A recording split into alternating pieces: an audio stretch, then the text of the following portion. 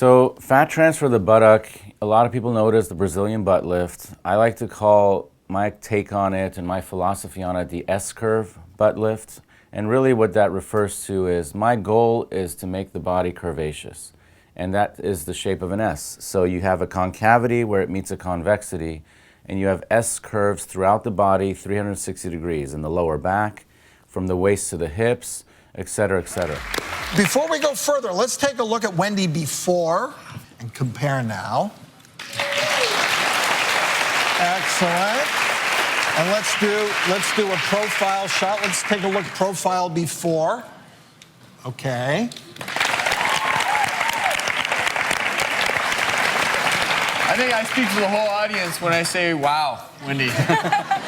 It's quite a transformation. But let's go to the magic wall here and show exactly what you're doing with your S-curve procedures. So, you know, you have your before and after, and clearly you've brought her in here, but brought her out there, giving that so-called S-curve shape. And then from the side, the same type of thing, that very flat lines here and here. And what's most remarkable in this view is the S shape that you've created. That's beautiful. And that does look pretty good. Yes. And here, you've got another S shape that you've created in front. And finally, one more view from the front. We're gonna do the same thing. Very straight lines. There's no S there, right? But let's take a look at this. Exactly. And voila, the S-curve procedure. Very nice work. Thank you.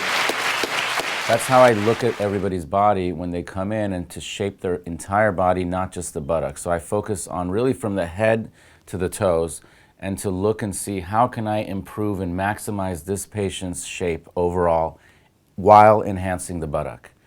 The success for a Brazilian butt lift or S-curve butt lift requires several criteria. The best, most ideal candidates for this are people who have relatively elastic, good skin. They have a lot of donor fat cells.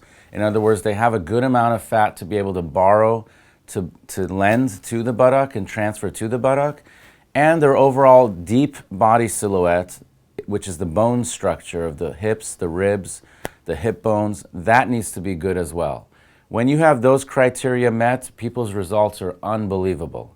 However, there's a lot of patients that don't fall exactly in that criteria. There's some people who've had several kids, they have loose skin, so they need a tummy tuck to tighten the skin later, or they don't have a lot of fat, they don't gain weight easily.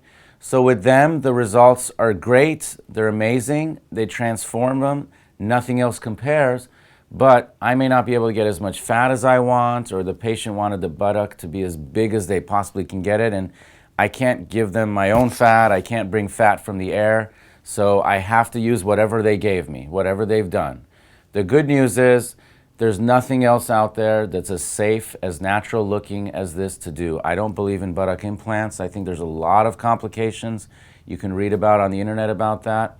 And also, there's no way you can go to a personal trainer and do a workout regimen that magically makes your whole body smaller and fit and the buttock at the same time bigger. So, and even if you do a million squats, the muscle can only get so big. So this is really an amazing procedure that transforms a lot of people. It's important to go to and do your research. Go to a surgeon that's certified by the American Board of Plastic Surgery, preferably someone who's also a member of the American Society of Plastic Surgeons, which is ASPS. And even beyond that, if they're a member of ASAPS, which is the elite organization for mostly surgeons that do only cosmetic surgery or have a large part of their practice being cosmetic and aesthetic surgery like myself, and that's the American Society for Aesthetic Plastic Surgery. So these are really the organizations that are important to look up, see that your doctor's a member of, they have the qualifications, and that you love the before-after pictures. There's maybe some videos that show the patients in real life, because unfortunately some surgeons out there, especially those that have just started, may kind of tweak their photos a little bit and try to trick you a little bit, and you have to be careful how you do your research. Good luck. Thank you.